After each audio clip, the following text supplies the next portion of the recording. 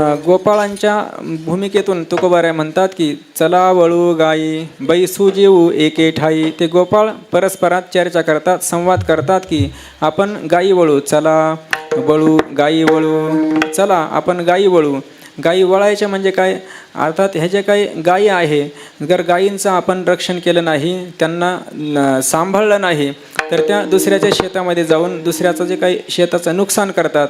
आणि त्यांना जर सांभाळलं, त्यांचं रक्षण केलं, तर त्या दुसऱ्याच्या शेतामध्ये त्यांना जाता येत नाही. त्याप्रमाणे या गायी म्हणजे मूळ गो शब्द आहे, त्या गो शब्दाचे इंद्रिय असा पण अर्थ होतो, किंवा त्या गो शब्दाचा वेदवाणी असा पण अर्थ होतो. पृथ्वी असे गो शब्दाचे अर्थ आहे. स्थूल रूपाने जो काही गायी हा अर्थ आहे, गाय हा स्वतः त्या गो शब्दाचा अर्थ आहे. आणि त्यानंतर इंद्रिय हा सुद्धा गो शब्दाचा अर्थ आहे. अर्थात गायी वळायचे म्हणजे काय करायचं आहे, तर आपण आपल्या इंद्रियांचं रक्षण करायचं आहे, इंद्रियांचा निग्रह करायचा. आणि या इंद्रियांचा निग्रह केला तरच आपण तो जो काही तुकोबारायांना अपेक्षित असणारा जो काला आहे, तो काला आपण संपादन करू. म्हणून हे गोपाळांच्याही लक्षात आलं, म्हणून ते गोपाळ म्हणतात की आपण आता गायी वळू. विठ्ठल विठ्ठल.